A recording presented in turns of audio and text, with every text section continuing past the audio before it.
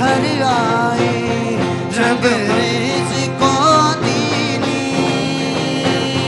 जब मोरी चादर बन घर आए रंग रेज को दीनी, ऐसा रंग लगा रंग देने, ऐसा रंग लगा रंग देने, राम नाम रंग दीनी चदरिया चीनी रे चीनी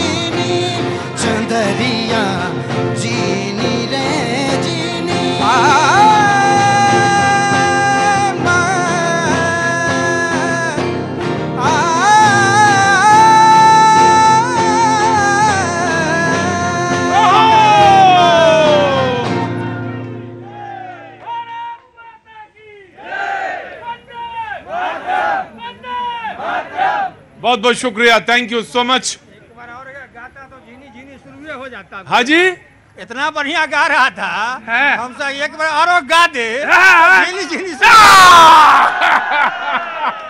बोले इतना बढ़िया गा रहा था कि अगर एक बार और गा देता तो झीनी झीनी हो जाता।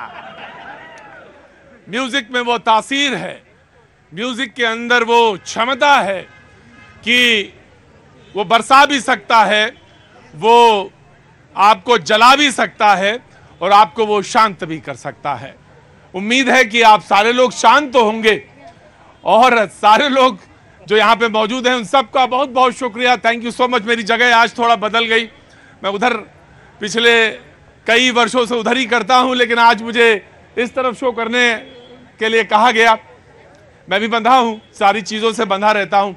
वो जो लोग आज नए तौर से यहाँ पे जुड़े हैं उन सबका बहुत बहुत स्वागत है, बहुत बहुत शुक्रिया, थैंक यू सो मच जो मेरे शो में आज यहाँ पे शरीक हैं। मैं कोशिश करूँगा कि आप लोगों से ज़्यादा बात करूँ। कुछ दिन की बात है, उसके बाद यहाँ से मुझे टूर पे निकलना है, हालांकि ऑलरेडी काफ़ी लेट है। छत्तीसगढ़ जाना है मुझे, उसके बाद मध्य प्रदेश, उसके बाद राजस्थान और तेलंगाना जाएंगे तेलंगाना जाएंगे। हाँ जी बिल्कुल जाएंगे, जहाँ जहाँ के लोग हैं वहाँ वहाँ जरूर जाएंगे हम। नहीं उत्तर प्रदेश नहीं जाएंगे, उत्तर प्रदेश नहीं जाएंगे, उत्तर प्रदेश तो मेरा घर है, मुझे जाना होता जी। आप लोग नए आए हैं, बहुत बहुत शुक्रिया, थैंक यू सो मच। इस शो भी मैम आप ही का है, जैसे इसको जैसे मुझे नहीं मालूम इसमें क्या है, ऐसी कौन सी चीज है जो इन सबको आप सारे लोग। कहाँ से आना हुआ साहब आपका? महाराष्ट्र से। महाराष्ट्र से। मैं एक चीज कोशिश करूंगा कि जरा प्लीज उसको जरा सा हल्का कराएंगे जाके आवाज, ऐसे उसको बहुत जो बढ़ा चला के बताने से कुछ होगा नहीं। बहुत बहुत शुक्रिया, महाराष्ट्र से आए हैं आप, स्पेशल आपका प्रोग्राम देखने लिए आए। बहुत बहुत शुक्रिया sir, thank you so much. मैं आपका शो में स्वागत करता हूं। आज मैं एक बैनर देख रहा हूं, बार बार एक पोस्टर देख रहा हूं, let's make a difference. Shivanshi fight muscular dystrophy वाला है जी, मैं समझ गया।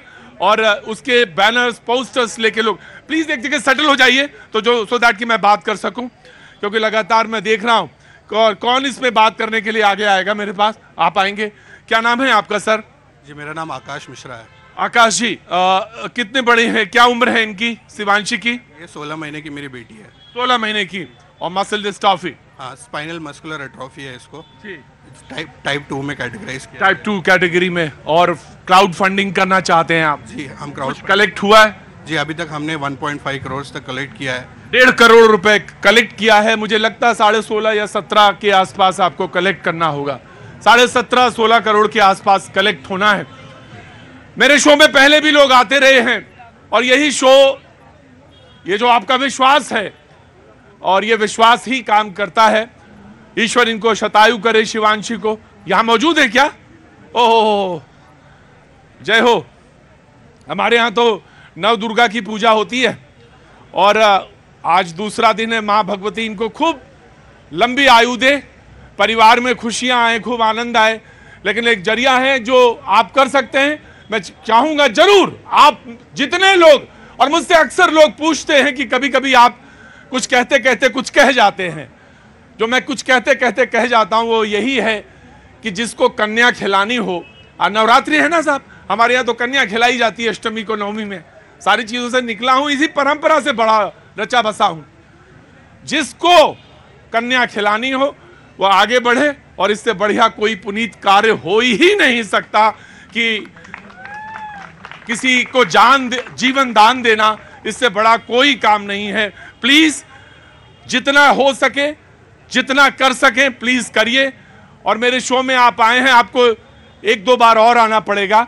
और ईश्वर, जो पिछली बार वाले जो थे उनका कलेक्ट हो गया और उनका इंजेक्शन भी आ गया। जरा सा भी निराशा मत लाइएगा दिमाग में, एक रत्ती भर भी, क्योंकि करने वाला कोई और है। हम लोग तो सिर्फ मात्र साधन हैं जो यहाँ पे मौजूद हैं, सिवाय साधन के अलावा कुछ नहीं है। मुझे नहीं मालूम कौन किसको दावत देता है, कौन महाराष्ट्र से चलकर यहां आता है, कौन अंडमान से, कौन लेह से। मैं किसी को दावत नहीं देता, मेरे तो जगहें बदल जाती हैं, लेकिन सारे लोग इकट्ठा होते हैं रोज इसी तरह। और मुझे उम्मीद है कि आपका जो संकल्प है अपनी बच्ची को लेकर 16.5 या 17 करोड़ इकट्ठा करने का 1.5 करोड़ कर चुके हैं क्लाउड फंडिंग के जरिए। ईश्वर आपको शक्ति दे, और जल्दी से जल्दी मैं पाजी से कहूंगा कि पाजी बीच बीच में जरूर उस नंबर की तरफ कर दीजिएगा। आप भी बड़े दयालु हैं पाजी। जब मैं पाजी कहता हूं तो लोग सोचते हैं मैं बात किससे करता हूं। पाजी है ना, पाजी मेरा मतलब ये कैमरा, ये लेंस, ये मुझसे भी ज्यादा सच्चा है। मैं तो कभी कभी थोड़ा बहुत झूठ बोल लेता हूं, ये नहीं झूठ बोलता, जरा सा भी झूठ नहीं बोलता। बस इससे मुझे निवेदन करना होता है कि अपना कैमरा चाहे आज चिकने गालों की तरफ न दिखाना, खुरदरे गालों की तरफ चले जाना न जाना तुम्हारी मर्जी है, लेकिन एक दो बार कैमरा जरूर इधर घुमाना, सो दैट कि जो पीपल, जो पर्सन, जो लोग डोनेट करना चाहते हैं उससे अच्छा कोई मौका नहीं है। Please, thank you so much. बातचीत के सिलसिले को आज जोड़ेंगे और जो लोग जहां से आए हैं उनसे बातचीत करेंगे। आप कहां से आई हैं? मैं लक्ष्मी नगर। लक्ष्मी नगर से। क्या नाम है आपका? गिरिजा सिंह। गिरिजा सिंह। गिरिजा, क्या काम करती हैं आप? स्टूडेंट हूँ, मास्टर्स दिल्ली विश्वविद्यालय से कर रही हूँ। जी, किस में मास्टर्स करें, किस सब्जेक्ट में करें? मैं आ रहा हूं, खड़े रहो चुपचाप। किस में मास्टर्स कर रही हैं? हिंदी। हिंदी में? ओह, हिंदी साहित्य में। तो जरूर बातचीत होगी। तो आपका कौन सा कवि है जिसको कि आपको लगता है कि इस पे मुझे सबसे ज्यादा वाइब्रेंट लगता है, सबसे ज्यादा अच्छा लगता है? कौन सा कवि है? अच्छे की बात तो नहीं, लेकिन डिफरेंट जो है, मुक्ति बोध मुझे। उनकी कविता वो सबसे क्लिष्ट है। गजानन माधव मुक्ति बोध, चांद का मुंह टेढ़ा। बहुत बहुत स्वागत है। और गजानन मुक्ति बोध को जो कहे निश्चित तौर से वो क्लास में सर्वोत्तम ही होगा। बहुत बहुत शुक्रिया, थैंक यू सो मच। और भी लोग आए हैं यूनिवर्सिटी से, दिल्ली यूनिवर्सिटी से, सारे लोग आए, बहुत बहुत स्वागत है। और कुछ थोड़ा थोड़ा आज बोलना जरूर, मुद्दे पे जरूर बोलना। मैंने टाइम थोड़ा ले लिया, इसलिए आज जो चेहरे, चिकने चेहरे हैं उनको मैं नहीं बताऊंगा कि वो कौन हैं। सब लोग जानते हैं उनके बारे में। मैं आज जनता की तरफ ज्यादा रुख रखना चाहता हूं, लेकिन फिर भी तो बजा रहे थे, वो कहां चले गए? जरा खड़े हो, एक बार फिर से खड़े हो जी। जरा मैं लाओ, मेरा मूड उखड़ गया, थोड़ा दूर चला गया।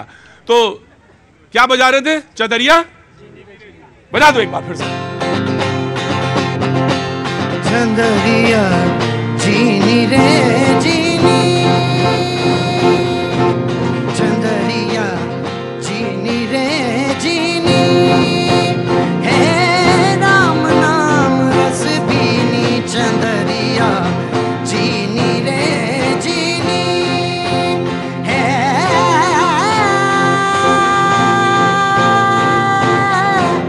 हो।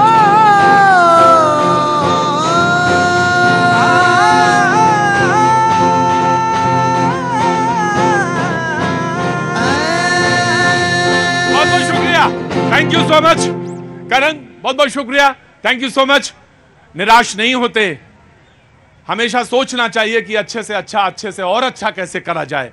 ठीक है, थोड़ा सा कम है तो उसको ज्यादा कैसे किया जाए। बहुत बहुत शुक्रिया, थैंक यू सो मच। विकास जी, आप अच्छा गाते हैं, बजाते तो अच्छा ही हैं, गाते भी बहुत अच्छा है। बहुत बहुत शुक्रिया, थैंक यू सो मच। और राहुल, आपके बारे में कुछ नहीं कहूंगा आज, बहुत बहुत शुक्रिया, थैंक यू सो मच।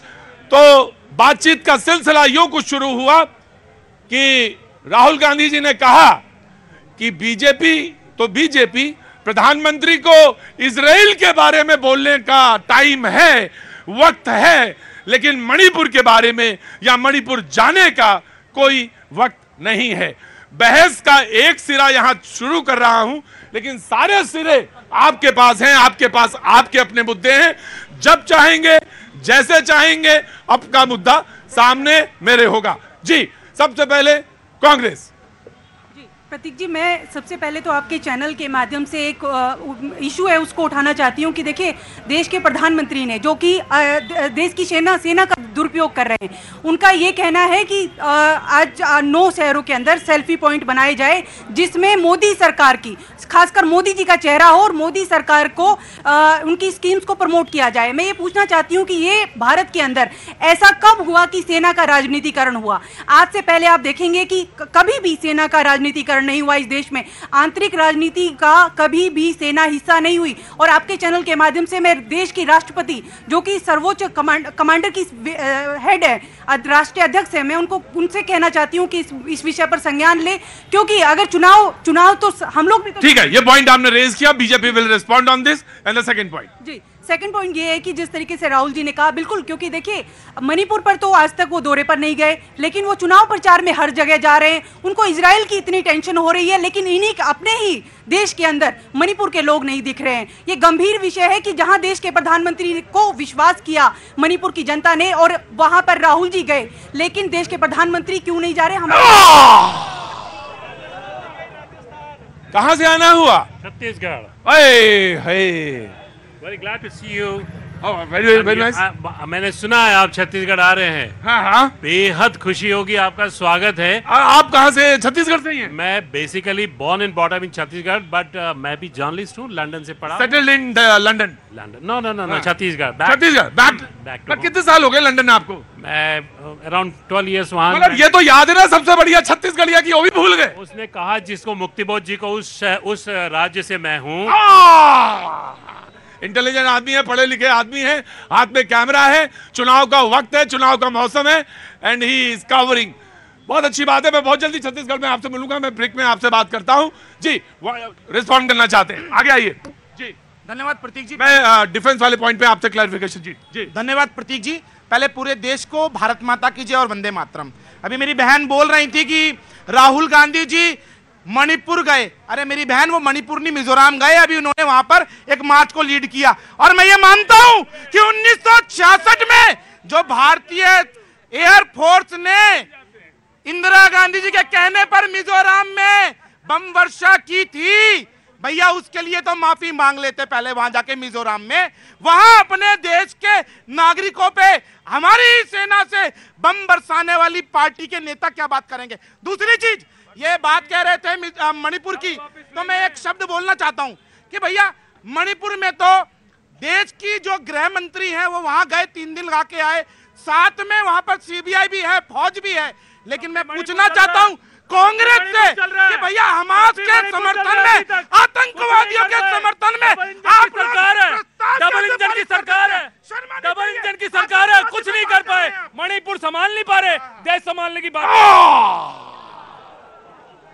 भैया देश संभालने का तो मुद्दा ये है कि 2014 में चुना था, 2019 में फिर से चुना है, तो उसके बाद ही हिसाब किताब होगा, और 24 में चुनाव हिसाब किताब होगा, तभी देखेंगे।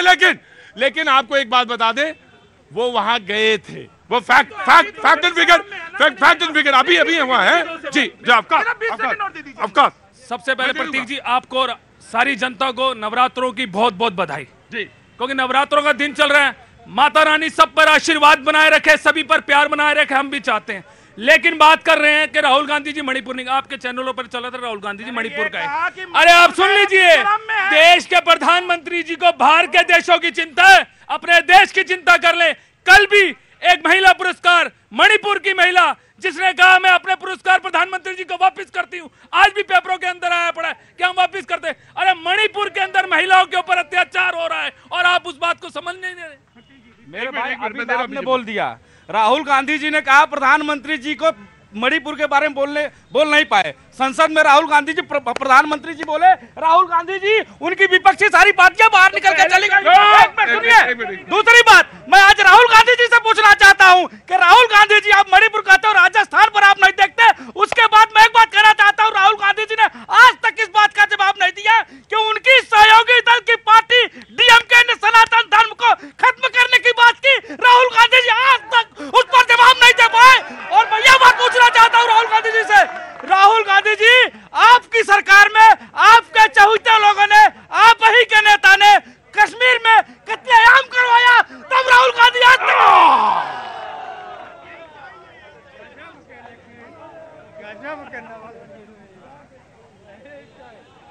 नवल जी डिबेट सीख गए हैं। हाँ जी, चेला एला नहीं, कुछ नहीं, ना काहू से दोस्ती ना काहू से बैर।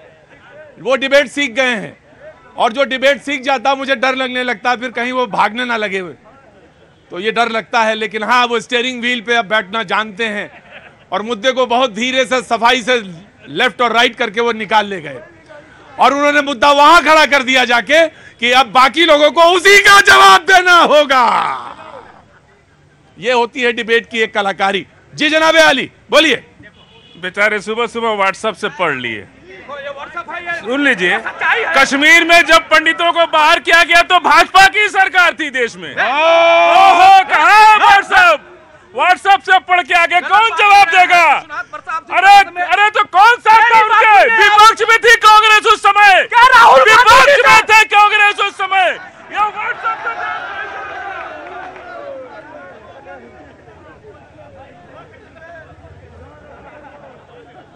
शिवांशी 16 महीने की है। मुझे मालूम है शिवांशी के पिता और माता का ध्यान इस वक्त कहां पर है। वो चाहते हैं कि किसी तरह जल्दी से जल्दी वो 17.5 करोड़ रुपए इकट्ठा हो और मेरे पास कोई ना कोई तो आता ही है। पिछले कुछ महीने पहले कोई था, आज यहां पे ये हैं, शिवांशी के माता पिता हैं। प्लीज देखना चाहिए, जनरसली उस पर डोनेट करना चाहिए और जो कुछ भी बने जरूर करना चाहिए। कहां से आना हुआ? ठंडा लगने लगा ना? हाँ, हवा आ गई तेजी, हम मौसम बदल रहा है तो काहे नहीं पहन रहे कुछ कपड़ा पड़ा। कहां से आना हुआ? दिल्ली से जी। दिल्ली में कहां से? पालम से। क्या काम करते हैं सर? अभी तो मैं बेरोजगार हूँ। बेरोजगार हैं, ठीक है। पहले क्या करते थे? एक मिनट बहस पीछे नहीं होगी जी। पहले मैं ट्यूशन पढ़ाता था। ट्यूशन पढ़ाते थे? कौन सी क्लास में? 11-12 तक। अब बैठिए, अब सब्जेक्ट कौन सा है? मेरा अकाउंट्स। अकाउंट्स? अरे सर कितने बच्चे हैं, रुकिए अभी वेट करिए, मैं बात करता हूँ आपसे। नाउ बीजेपी, एक तो सूचनाओं का स्रोत क्या है पता नहीं है, कौन सा नोटिफिकेशन जारी हुआ, उस नोटिफिकेशन का नंबर आप दे दीजिए कि सेना का उपयोग सरकार कर रही है। पहली बात तो इनको जानकारी कुछ है नहीं।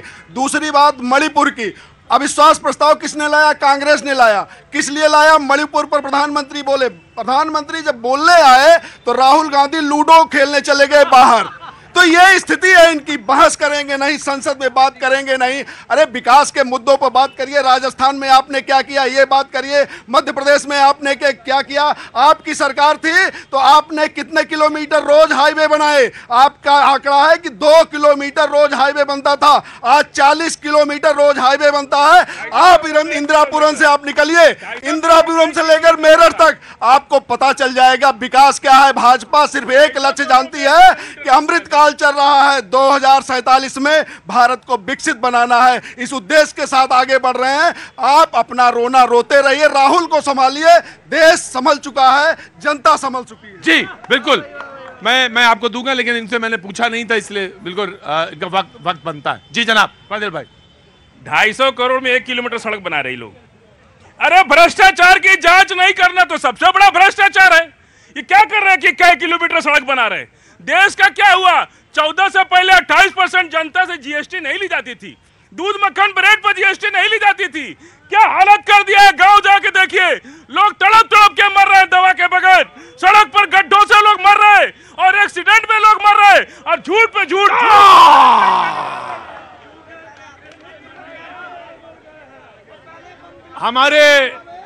सनातन धर्म में यह कहा जाता है कि पीपल के पेड़ के नीचे झूठ नहीं बोलना चाहिए।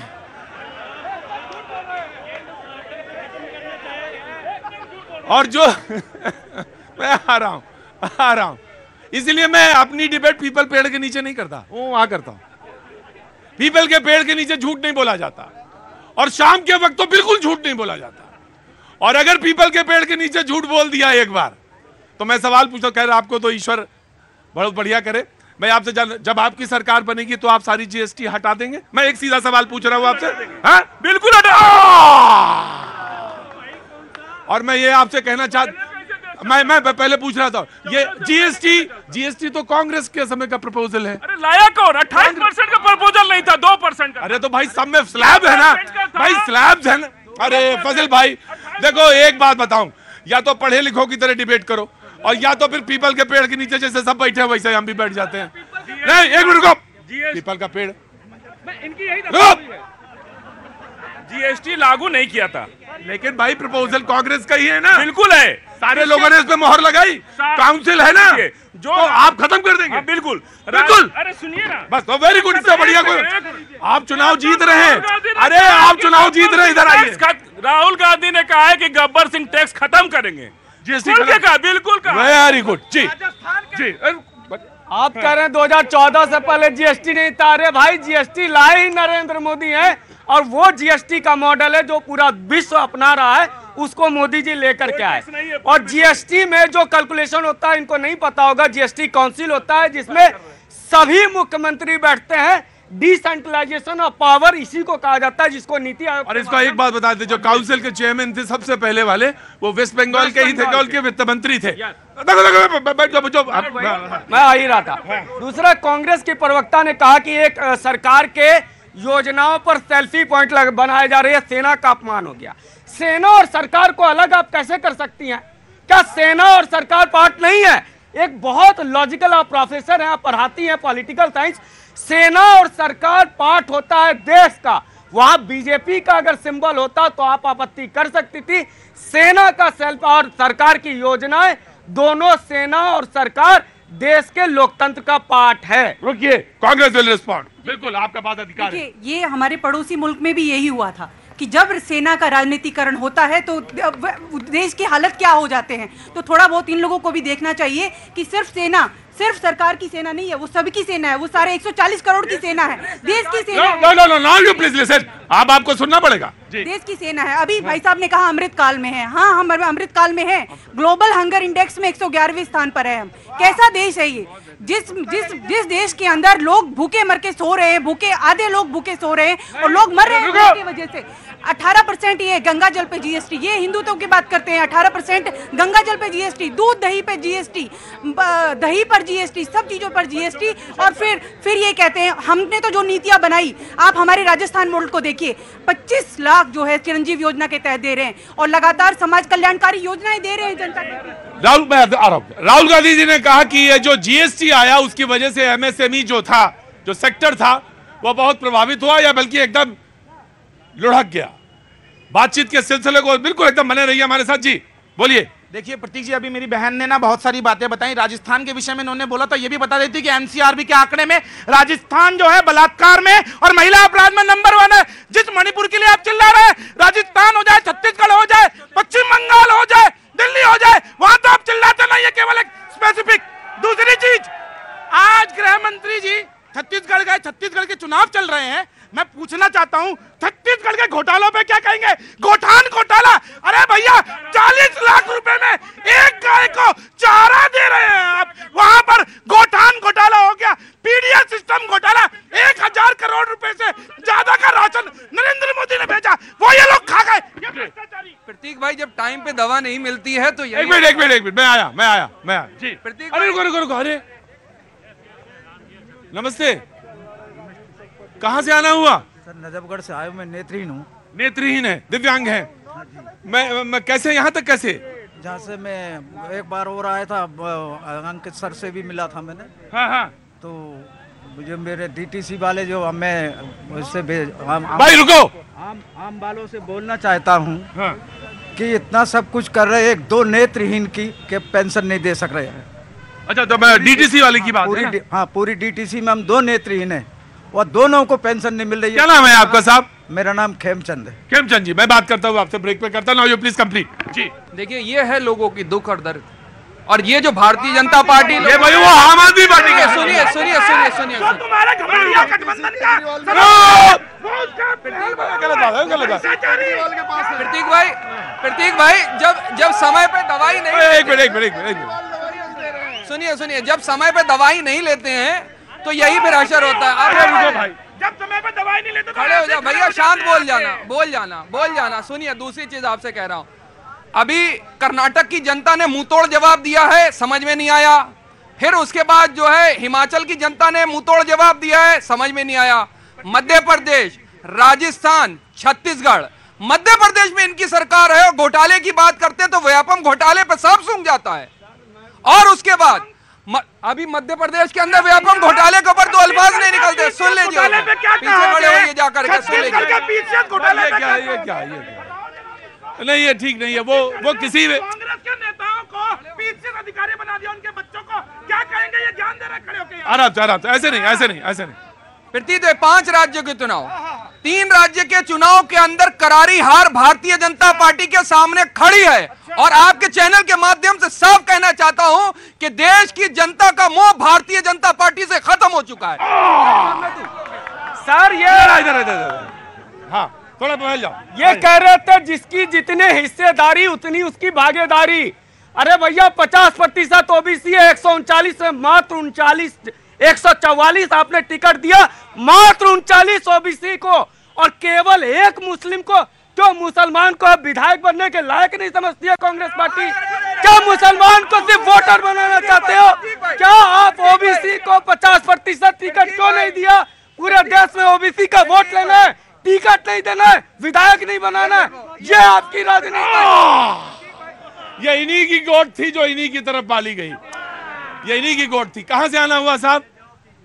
मैं दिल्ली से ही हूँ। दिल्ली से हैं? क्या नाम है साहब आपका? अनुज जी, क्या काम करते हैं? मैं अभी इंजीनियर हूँ। इंजीनियर हैं, बहुत अच्छे। लास्ट ईयर है या इंजीनियर या वर्किंग? नहीं, अभी वर्किंग है। वर्किंग है, बहुत अच्छी बात है। कुछ कहना चाहते हैं? मन है? किसके बारे में? अरे कुछ भी बोलिए, अपने घर के बारे में बोलिए, बाहर के बारे में, पड़ोस के बारे में, कहीं ये इसके बारे में बस बोलिएगा। ये तो मतलब इसके अलावा कुछ मन हो तो बोलिए। हाँ, देखिए, जितने भी नेता हैं सभी एक ही थाली के चट्टे बट्टे हैं। कभी वो उस पे डालता है, कभी वे उस पे डालते हैं। आम जनता को तो मूर्ख बनाया जाता है हर बार। ना, जनता मूर्ख नहीं बन सकती, जनता बहुत काबिल है। कहां से दवाई दे रहे हैं? आपका वजन 100 किलो, उनका 40, दवाई दे रहे हैं जी। कहां से आना हुआ भैया? यहीं से आया हूँ। कहां? यहीं से, चांदनी चौक से। तो मजदूरी? जी, मजदूरी।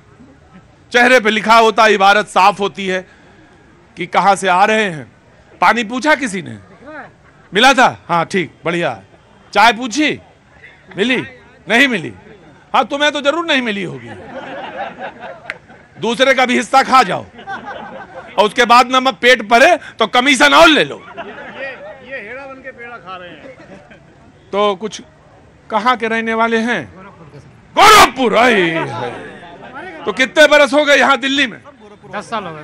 10-12 साल। 10-12 साल हो गए। कुछ कहने का मन है? कुछ इच्छा बना रही है? सब वही होता है हर साल, जब भी वोटिंग होती है यही होता है, बस यही होता है। यही होता है। क्या होता है ये तो आप भी जानते हो, हम भी जानते हैं, लेकिन प्लीज एक बार फिर से मैं शिवांशी के लिए कहना चाहूंगा। शिवांशी जो है ना, आ रहा हूं, मैं आ रहा हूं। आपको बोलना है? कुतुब मीनार पे खड़े हो जाके, और इधर आओ ना सामने, वहां कुतुब मीनार पे खड़े हो। एक बार फिर से मैं शिवांशी के लिए कहूंगा, प्लीज, इनके फादर मदर यहाँ पे मौजूद हैं और एक ऐसी बीमारी से ये परेशान हैं जिसके लिए काफी पैसे की जरूरत है, और वो स्पाइनल मस्कुलर एट्रोफी, बहुत ऐसी बीमारी जिसमें काफी पैसा लगता है इंजेक्शंस के लिए, बाहर से आते। मैं चाहूंगा कि वो तमाम सारे लोग जो टेलीविजन देख रहे हैं या जो यहाँ पे मौजूद हैं, नवरात्रि का समय, मैंने तो बार बार ये कहा कि जो भी कन्या खिलाना चाहते हैं या जो कन्या को निमंत्रित करते हैं, उनके लिए इससे अच्छा मौका नहीं है, वो कर सकते हैं। जी, कुछ कहना चाहते हैं आप? मैं यही कहना चाहूँगा कि हमारे देश की आज़ादी 140 करोड़ की है और हमें सिर्फ 17 करोड़ रुपए चाहिए। तो अगर एक आदमी आगे बढ़ के 10 रुपये 20 रुपये जितने भी डाल सके तो मेरी बच्ची को इंजेक्शन कल लग सकता है। हमारी आबादी 140 करोड़ है और अगर हम लोग 10-10 रुपए भी डालें तो उससे बीच में भी काफी समय हो जाएगा। मुझे दिख रही हैं, यहाँ पे मौजूद हैं शिवांशी। ये कौन है? ये मेरी बहन है। बुआ भी आई हैं। ना उम्मीद मत होइएगा, मैं बस एक बात जानता हूं जो को बार बार मैं कहता हूं कि चलाने वाला कोई और होता है। हाँ जी, जोर से बोला करिए, चलाने वाला ऊपर ही वाला होता है। देखो मिला ना भगत मुझको एक। क्या नाम है तुम्हारा? रॉकी। अरे गजब रॉकी, क्या रॉकिंग बात कही है तुमने, मजा आ गया। वक्त थोड़े से ब्रेक का, ब्रेक के बाद फिर हाजिर होता हूं। चंदरिया जीनी रे जीनी, चंदरिया जीनी रे जीनी।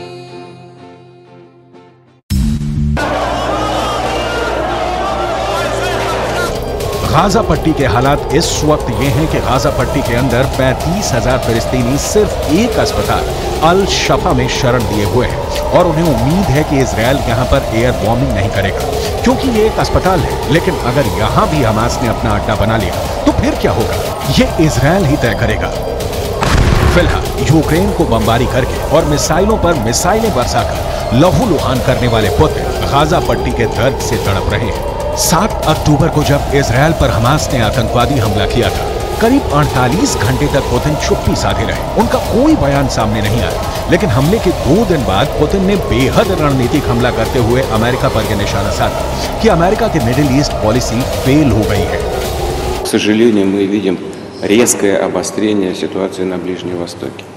Я думаю, что многие согласятся со мной в том, что это яркий пример провала на политике Соединенных Штатов на Ближнем Востоке, которые пытались монополизировать урегулирование, но, к сожалению, не были озабочены поиском компромиссов, приемлемых для обеих сторон, а наоборот, выдвигая свои собственные представления о том, как это должно быть сделано, оказывали давление на обе стороны, именно на обе, то на одну, то на другую. इजराइल और हमास के इस युद्ध में एक बड़ा सीक्रेट किरदार रूस का भी है।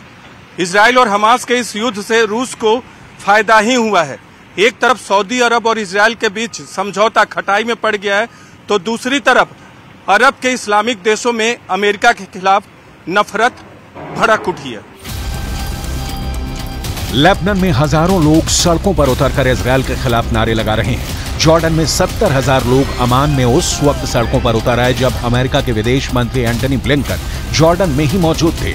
इसी तरह तुर्की में भी जमकर विरोध प्रदर्शन हुए हैं। इजिप्ट में भी ये आग सुलगी हुई है और इसीलिए अमेरिका के विदेश मंत्री को मेहनत करनी पड़ रही है। मिडिल ईस्ट में भागा दौड़ी करनी पड़ रही है।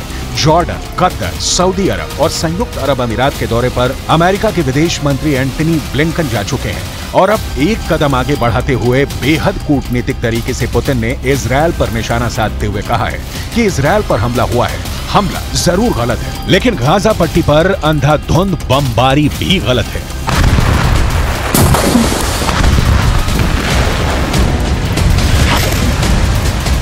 Конечно, с такой беспрецедентной атакой, которой в истории не было. И не только по масштабам, но и по характеру исполнения, по жестокости. Ну, что там говорить, надо вещи называть своими именами. Израиль отвечает масштабно и тоже достаточно жестокий. В любом случае, что бы там ни происходило, я знаю и вашу позицию, уважаемый господин премьер-министр, и наша позиция заключается в том, что ущерб гражданскому населению должен быть минимизирован и сведен к нулю. Причем мы призываем к этому все конфликтующие стороны.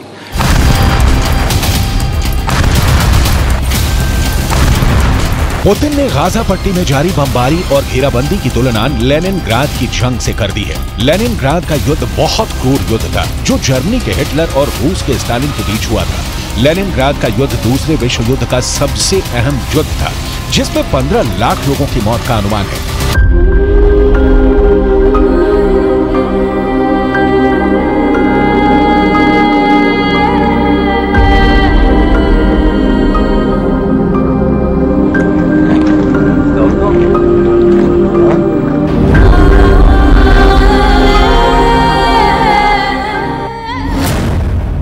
लेनिनग्राद का युद्ध इतना भयानक था कि जब ये युद्ध शुरू हुआ था तब लेनिनग्राद की आबादी 35 लाख थी और युद्ध के बाद यहाँ सिर्फ 7 लाख लोग ही जिंदा बचे। बहुत सारे लोग पलायन भी कर गए थे। फिर भी ये अनुमान है कि इस जंग में दोनों तरफ के सैनिक और नागरिकों को मिलाकर 15 लाख लोगों की मौत हुई थी।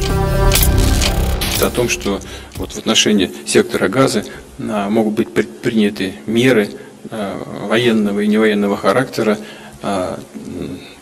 такого же плана, как и во время блокады Ленинграда в ходе Второй мировой войны. Но мы же понимаем, с чем это связано.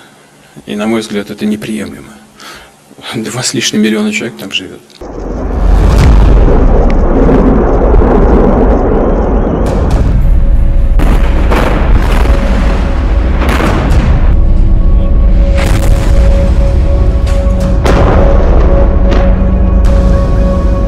कुल मिलाकर पुतिन का इशारा यह है कि अगर गाजा पट्टी का युद्ध नहीं रुका तो इसमें लाखों मौतें हो सकती हैं।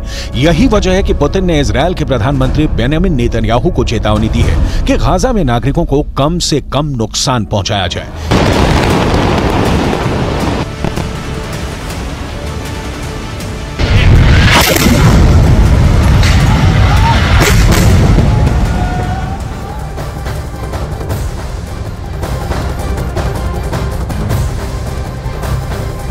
और न्यूज 18 इंडिया की टीम लगातार इजरायल और गाजा बॉर्डर से आप लोगों तक जानकारी पहुंचा रही है। गाजा की तरफ से एक बार फिर इजरायल पर मिसाइल से हमला किया गया, लेकिन इस बार सुरक्षा में तैनात आयरन डोम ने मिसाइल को आसमान में ही इंटरसेप्ट कर मार गिराया। हम लोग बैठ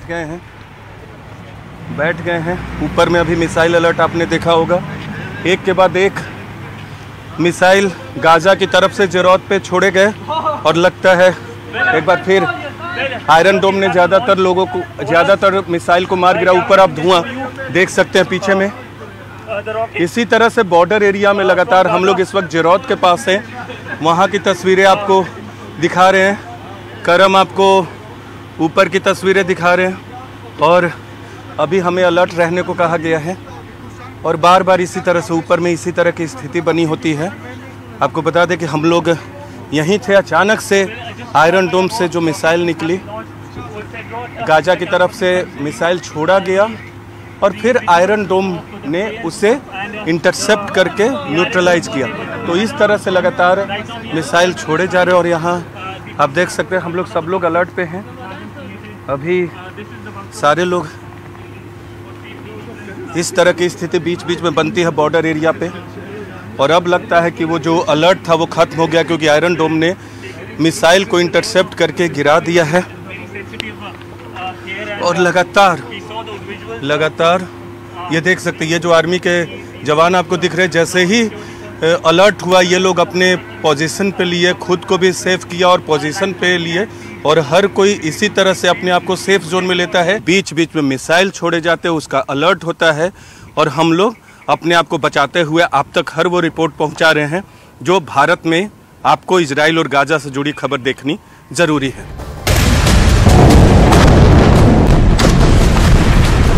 इजराइल के दक्षिणी शहरों में बहुत भय है, आतंक है।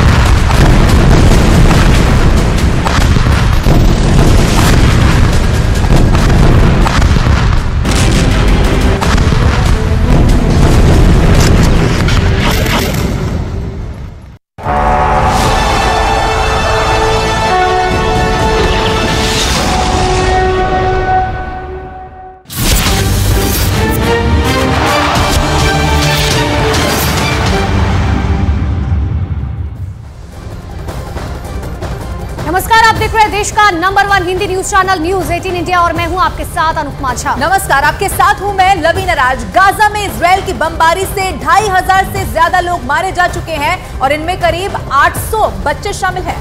देखिए, अब इन सबके बीच में सवाल ये उठता है कि जब इस बमबारी को लेकर ईरान और इजराइल एक दूसरे के खिलाफ युद्ध के लिए तैयार है और अमेरिका भी अपना समुद्री बेड़ा लेकर भूमध्य सागर में पहुंच चुका है, तो फिर व्लादिमीर पुतिन आखिर क्या कर रहे हैं, या फिर चीन ने कौन सा ऐसा कदम उठाया है जो इजराइल को पीछे हटने पर मजबूर कर सकता है?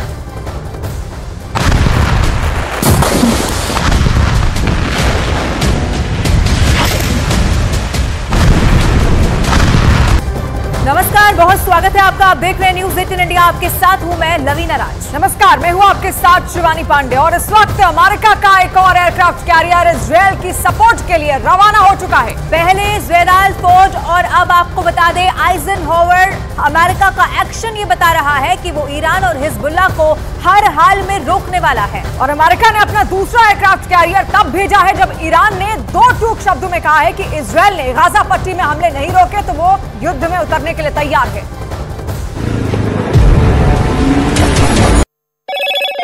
हेलो मोटो।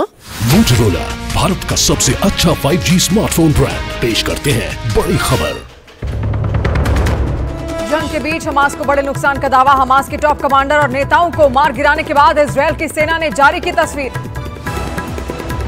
दिल्ली में फिलिस्तीन के राजदूत के मिलकर विपक्ष के 15 नेताओं ने फिलिस्तीन का किया समर्थन। मिलने वालों में कांग्रेस नेता मणिशंकर अय्यर, जेडीयू नेता केसी त्यागी, बीएसपी सांसद दानिश अली और लेफ्ट नेता डी राजा शामिल। 2028 ओलंपिक्स में क्रिकेट की एंट्री। मुंबई में चल रहे आईओसी सेशन में लगी मुहर। आईओसी सदस्य नीता अंबानी ने फैसले की तारीफ करते हुए कहा, ओलंपिक आंदोलन को मिलेगी मजबूती। The inclusion of cricket in the Olympics will create deeper engagement for the Olympic movement in newer geographies.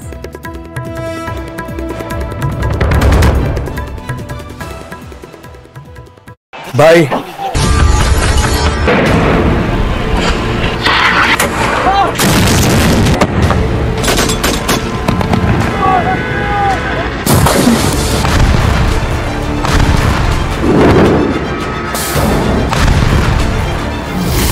Israel का इरादा बिल्कुल क्लियर है, हमास के हर आतंकी का नाश। ईरान का इरादा बिल्कुल क्लियर है, हमास के खात्मे को बचाने के लिए युद्ध में कूदना है। अमेरिका का इरादा बिल्कुल क्लियर है, इजरायल को हिजबुल्लाह से, हमास से और सबसे बड़े दुश्मन ईरान से बचाना है।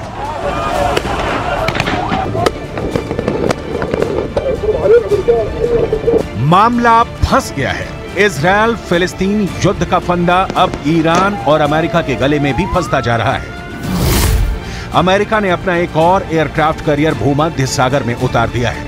आइजनहावर अमेरिका का दूसरा एयरक्राफ्ट कैरियर है जो भूमध्य सागर पहुंचने वाला है। इस एयरक्राफ्ट कैरियर की डिटेल जानकर आप चौंक जाएंगे कि यह किस कदर का शक्तिशाली है।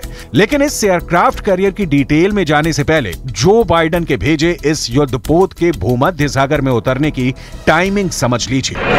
यह समझना बहुत जरूरी है क्योंकि रणभेरी बच गई है। ईरान और अमेरिका किसी भी वक्त एक दूसरे के खिलाफ मैदान में उतर सकते हैं। यूएसएस ड्वेट डी एइजनहावर CVN 69 अमेरिका ने इजरायल के सपोर्ट के लिए तब भेजा है जब ईरान ने इजरायल को खुली धमकी दी है, युद्ध में कूदने की धमकी। ईरान ने कहा है कि इजरायल गाजा पट्टी पर तत्काल हमले बंद करे वरना वो हमास के सपोर्ट में मैदान में उतरेगा। بر اساس درکم از واقعیت مقاومت به جنایتکاران جنگی و حامیان آنها در منطقه هشدار می‌دهم که تا دیر نشده جنایات جنگی رژیم کودککش جعلی در اسرائیل علیه شهروندان و غیر نظامیان در غزه فوراً متوقف شود. شاید ساعات دیگر خیلی دیر باشد.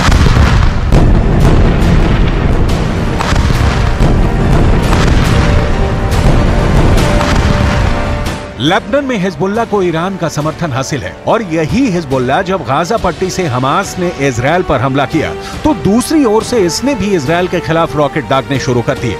हिजबुल्लाह ने दावा किया है कि उसके लड़ाकों ने विवादित क्षेत्र में 5 इजरायली आउटपोस्ट पर हमले किए हैं। तो इस वक्त इजरायल चारों तरफ से घिरा हुआ दिख रहा है। अमेरिका का मदद के लिए पहुंचना भी तय माना जा रहा था। आपको आगे दिखाएंगे कि इजरायल के सपोर्ट में अमेरिका ने सिर्फ समंदर में युद्धपोत नहीं उतारे हैं बल्कि आसमान में भी पहरा कैसे सख्त कर दिया है। लेकिन उससे पहले ईरान के विदेश मंत्री का एक और वक्तव्य सुन लीजिए क्योंकि ईरान क्या करने जा रहा है। دریافتم که با توجه به سناریوهای در مقابل حزب الله هر گونه اقدامی یک زلزله بزرگ علیه صهیونیست‌ها خواهد بود. ईरान की इसी बोली वाणी का रिएक्शन भूमध्य सागर में दिख रहा है जब अमेरिका के 2 एयरक्राफ्ट कैरियर इजरायल के खिलाफ किसी भी हमले का मुंह तोड़ जवाब देने के लिए लगभग तैयार खड़े हैं। जेराल्ड फोर्ड पहुंच चुका है और आइजनहावर पहुंच रहा है। आइजनहावर स्ट्राइक किस्म का युद्धपोत है जो परमाणु हथियार, अत्याधुनिक फाइटर जेट और रेडार सिस्टम से लैस है। अमेरिका की इसके जरिए हिजबुल्लाह या ईरान को चेताने की कोशिश है।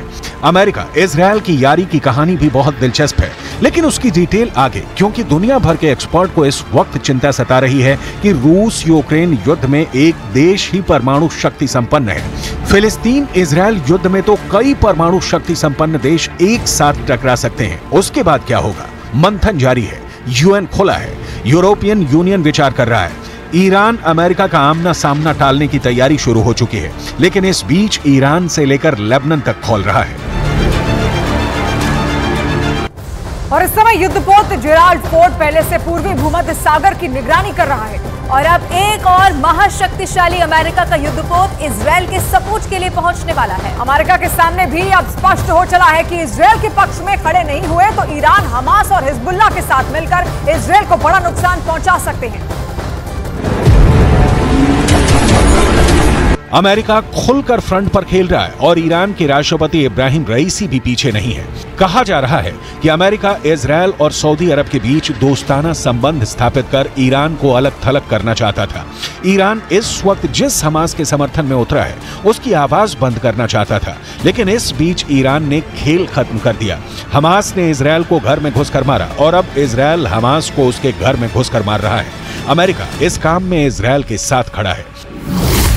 अमेरिका के रक्षा मंत्रालय का कहना है कि हिजबुल्लाह या ईरान को हमास से हाथ मिलाने से रोकने के लिए अमेरिका ने दूसरा युद्धपोत भेजने का फैसला किया है। दूसरा परमाणु संचालित युद्धपोत भेजकर अमेरिका ने हमास आतंकवादी समूह के समर्थकों को एक मजबूत संदेश भेजा है और यह सुनिश्चित किया है कि यह संघर्ष गाजा से पश्चिम एशिया के अन्य हिस्सों तक न फैले। अमेरिका युद्ध रोकने की कोशिश कर रहा है या युद्ध भड़काने की सूरत में इजरायल के समर्थन के बहाने ईरान को हमेशा के लिए खामोश करना चाहता है। ये तो एकदम सीधी सी बात है। जो 2 एयरक्राफ्ट कैरियर अमेरिका ने इजराइल भेजे हैं, भूमध्य सागर में उनकी तैनाती युद्ध वाली कहानी ही बयां करती है। अब हम आपको बताते हैं जिनमें से एक आइजनहावर एयरक्राफ्ट कैरियर परमाणु ऊर्जा से ये लैस है, मतलब यूएसएस आइजनहावर परमाणु ऊर्जा से लैस है। 3D रडार से लैस इसकी जंगी जहाज में टारगेट को इंटरसेप्ट करके नष्ट करने की क्षमता रखता है। इसकी ऊंचाई है 244 फीट यानी 74 मीटर। इसकी रफ्तार 56 किलोमीटर प्रति घंटा है। आइजनहावर पर एडवांस फाइटर तैनात हैं। इस पर 56 फाइटर जेट और हेलीकॉप्टर तैनात किए जा सकते हैं। ये इसकी क्षमता है। इसी के साथ में ये वही वॉरशिप है जिसने खाड़ी युद्ध में अहम भूमिका निभाई थी। आइजनहावर में 1977 से अमेरिका नौसेना में है, तो आप समझ गए होंगे कि कितना महत्वपूर्ण है ये एयरक्राफ्ट कैरियर जो अमेरिका की ओर से भेजा गया है। अमेरिका के पास दुनिया का सबसे शक्तिशाली नौसैनिक बेड़ा है। अमेरिका इसकी ताकत का एहसास पूरी दुनिया को कराता रहा है। इजरायल के साथ अमेरिका के खड़ा नहीं होने की दशा में इजरायल का अस्तित्व बच पाएगा कहना मुश्किल है, क्योंकि इजरायल पर ईरान जैसे देशों की गिद्ध दृष्टि जमी रहती है। ईरान जैसे देश अब तक कबूल नहीं कर पाए हैं कि अरबों के बीच एक यहूदी देश बसा है। यही कारण है कि हमास और हिजबुल्लाह जैसे संगठनों को खाद पानी देकर ईरान उन्हें पालता रहा है, और यही वजह है कि अब अमेरिका अपनी हैसियत दिखा रहा है।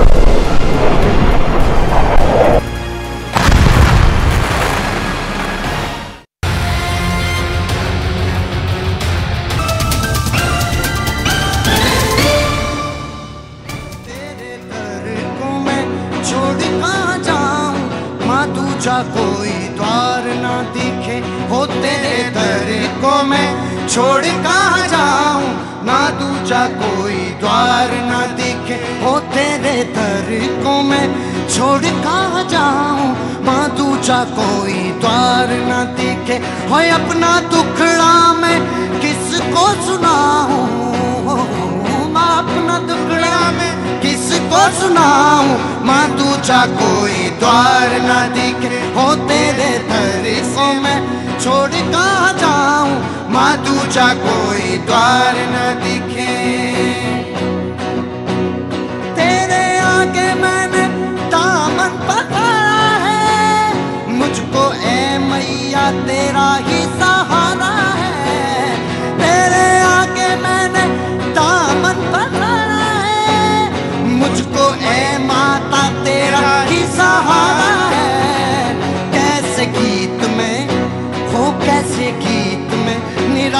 होके गाऊं, माँ दूजा कोई द्वार ना दिखे हो तेरे तरीकों में छोड़ कहाँ जाऊं, माँ दूजा कोई द्वार ना दिखे हो तेरे तरीकों में छोड़ कहाँ जाऊं, माँ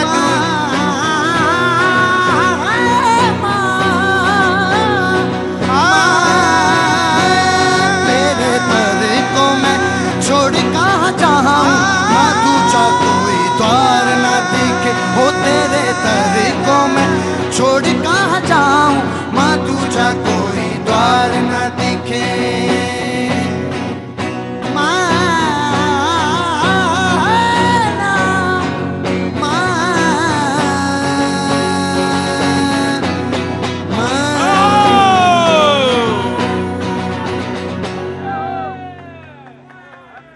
बहुत बहुत शुक्रिया, थैंक यू सो मच। बहुत अच्छा राहुल, आपने नवरात्रि चल रही है और माँ को याद किया, बहुत बहुत शुक्रिया, थैंक यू सो मच। वो तमाम सारे लोग जो शो में मौजूद हैं उन सब का बहुत बहुत स्वागत है, जो आज पहली बार शो में आए हैं उनका, और जो शो में आते रहते हैं उनका, सबका बहुत बहुत शुक्रिया। जी हाँ, मैं आज जब मैंने शो शुरू किया तो मैंने कहा कि help baby Shivanshi fight SMA spinal muscular atrophy. काफ़ी पैसा लगता है और इससे पहले भी मैंने इस शो में कहा है, किसी के लिए कहा है, उसका इलाज हुआ और वो पैसा इकट्ठा हुआ। मैं इनके लिए भी कह रहा हूँ।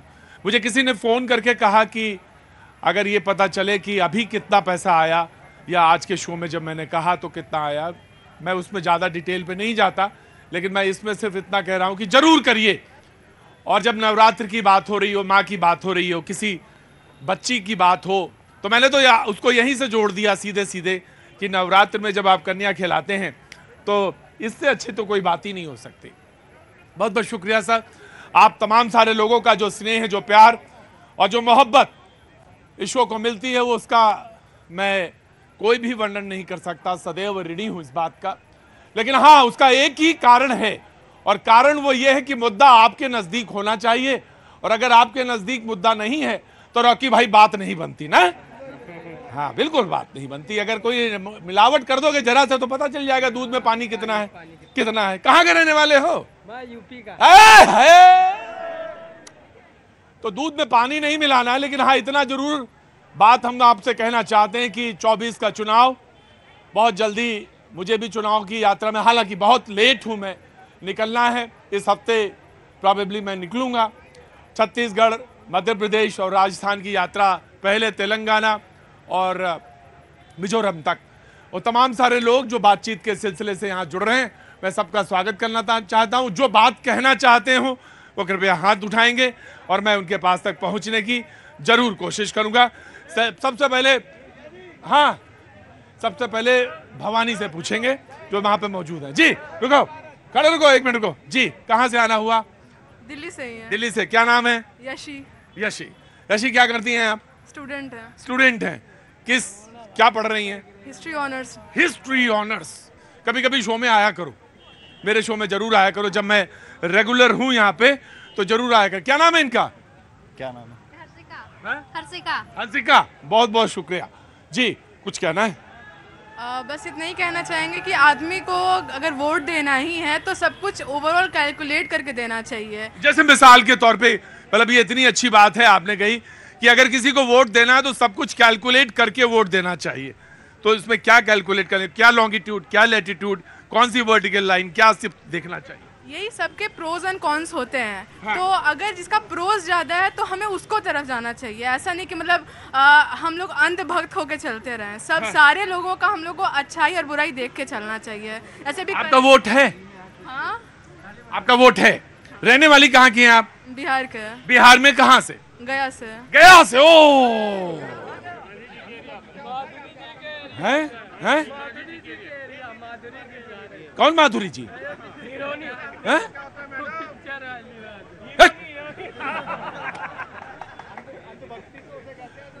मैं एक सवाल पूछूं आपसे? मैं आ रहा हूं, मैं आपसे भी आऊंगा, बिल्कुल पूछूंगा, 100% आपके पास आऊंगा। मैं आपसे जानना चाहता हूं कि अगर आपको चुनना है, आपकी पार्टी है, तो वो कौन सी है? नहीं बता सकते। अच्छा, मैं ये जानना चाहता हूं कि वो पार्टी में, जो आपकी पार्टी में जो भी आपकी पार्टी है वो कितना सही बैठती है और कितना गलत बैठती है?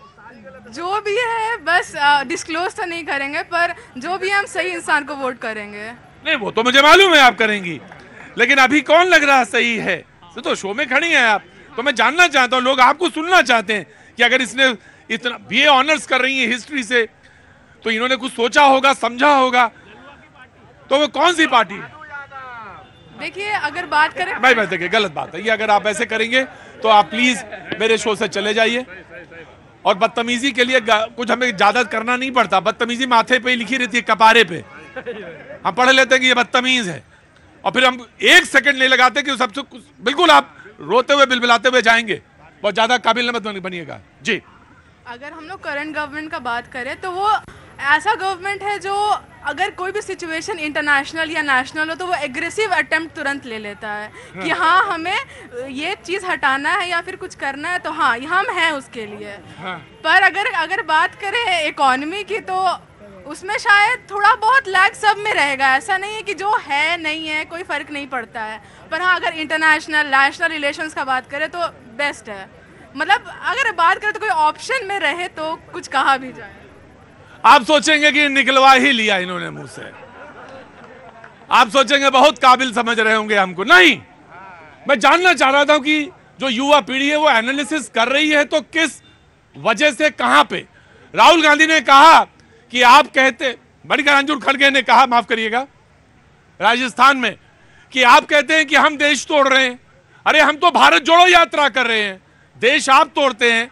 और जब आप कहते हैं जातिगत जनगणना की बात कर रहे हैं, जातिगत जनगणना का मतलब यह है कि जो हाशिए पे लोग हैं उनको आगे लाना।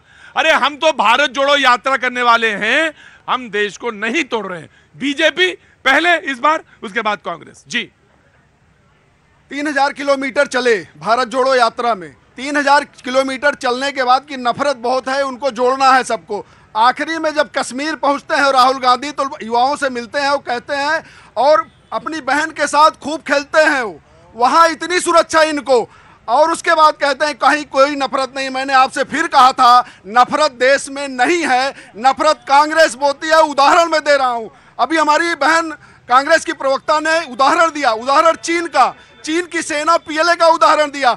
अरे आपने चीन के साथ इतना प्रेम क्यों है?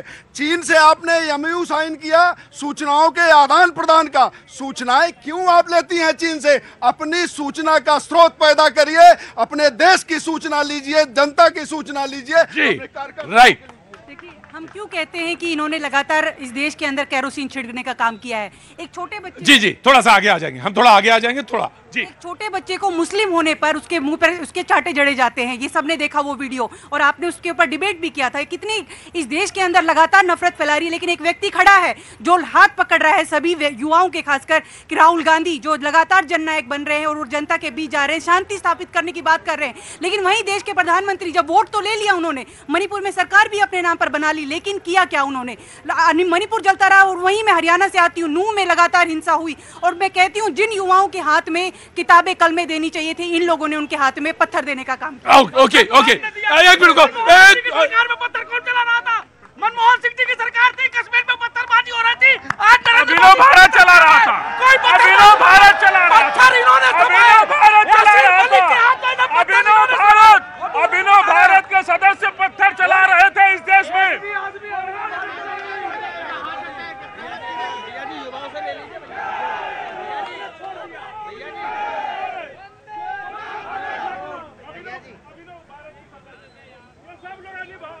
आज डिबेट खत्म होगी। पाजी ने मेरे को इशारा किया कि डिबेट खत्म करिए। आज 2 पहलवान यहाँ पे अखाड़ा लगाएंगे, 2 लोगों की कुश्ती होगी, और कुश्ती का आनंद लेना चाहते हैं आप लोग? जोर से बोलो, लेना चाहते हैं? बड़े कसम से आप लोग भी वही हैं। अच्छा ही आपको वही लगता है। एक एक बोलेगा, वरना मैं निकालूंगा डिबेट से। 1 by 1 लो बीजेपी। ये कांग्रेस के ही प्रवक्ता है ना, कांग्रेस के ही नेता राजीव गांधी थे। जब सिखों का कत्लेआम इसी दिल्ली में हो रहा था, हजारों सिख मारे गए तो राजीव गांधी ने क्या कहा? राजीव गांधी ने कहा बड़ा पेड़ गिरता है तो धरती हिलती है। राइट मैं दे दूंगा जी। बैंक डकैती सुना था आपने, पेट्रोल पंप डकैती सुना था, ये जनादेश की डकैती मध्य प्रदेश और कर्नाटक में कर दिया इन लोगों ने। मध्य प्रदेश में इनकी सरकार नहीं थी, इन्होंने विधायकों को खरीद फरोख्त करके जनादेश की डकैती कर दिया। जनता नहीं चाहती थी भाजपा को, लेकिन इन्होंने डकैती डालकर, जनादेश की डकैती डालकर जबरदस्ती सरकार चलाया 5 साल। डकैती ये होता है कि बीएसपी के 7 विधायक कांग्रेस तोड़ गई राजस्थान में, 6 मध्य प्रदेश में तोड़ गई, और 6 दिसंबर 1952 में उत्तर प्रदेश के लॉ एंड ऑर्डर की समस्या थी, आपने 4 राज्यों की सरकारें गिरा दी, 90 बार राष्ट्रपति शासन लगाया, चुनी हुई सरकारों को गिराने का रिकॉर्ड रहा है कांग्रेस का। ये बात आप नहीं कर सकते। और दूसरा wastage of man power, wastage of man power, resource power यही है कि जो देश जुड़ा हुआ है उसको जोड़ने के लिए चल रहे हैं। अरे कांग्रेस पार्टी को जोड़िए। जी प्रतीक जी, मेरे भाई बहुत बढ़िया बात कर रहे थे। गोवा में किसने सरकार तोड़ी थी? पैसा देके किसने विधायकों को खरीदा? आपके ही मध्य प्रदेश में आज सबसे ज्यादा बुरा हाल है कि आपके मध्य प्रदेश के अंदर बीजेपी के कितने विधायक छोड़ के कमलनाथ जी की गोदी में जाके बैठ रहे हैं। और देखिए कितना घबराहट है, केंद्रीय मंत्री को विधायक का इलेक्शन लड़वा रहे हैं। ये भाजपा के हालात हो गए। और सुन लीजिए, 3 राज्यों में क्या 5 राज्यों के अंदर मोहब्बत की दुकान खुलेगी और राहुल गांधी जी मोहब्बत की दुकान खुलेंगे। और मणिपुर पर नहीं बोलते, मणिपुर की घबराहट है। इजराइल चाहिए इनको, इजराइल चाहिए। कौन सी मोहब्बत की दुकान है? देखिए प्रतीक जी, मैं विशेष डिटेल नहीं हूँगा। आपने मल्लिकार्जुन खड़गे जी के जो स्टेटमेंट कहा था, क्या हुआ? क्या हो गया? क्या हुआ? खत्म करना। हाँ ठीक है हाँ जी। मल्लिकार्जुन खड़गे जी की जो जातिगत जनगणना के ऊपर अभी आपने जो विषय उठाया था, मैं उसी पे रहना चाहता हूँ। मेरी बहन ने बहुत सारी बातें की, मैं बहुत विनम्रता से मेरी बहन से पूछना चाहता हूँ, राहुल गांधी जी बड़े नेता है या राजीव गांधी जी बड़े नेता है? मैं बहुत स्पष्ट शब्दों में पूछना चाहता हूँ, मल्लिकार्जुन खड़गे बड़े नेता है या राजीव गांधी बड़े नेता थे?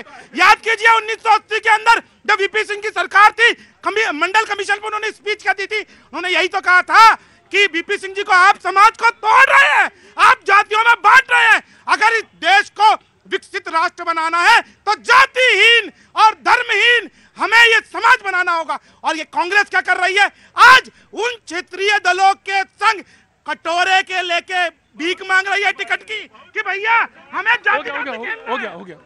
मुझे तो लगता है ये अपनी जबान से पत्थर ना मार दें, थोड़ा सा कंट्रोल में रखा करिए, बस समस्या ही है।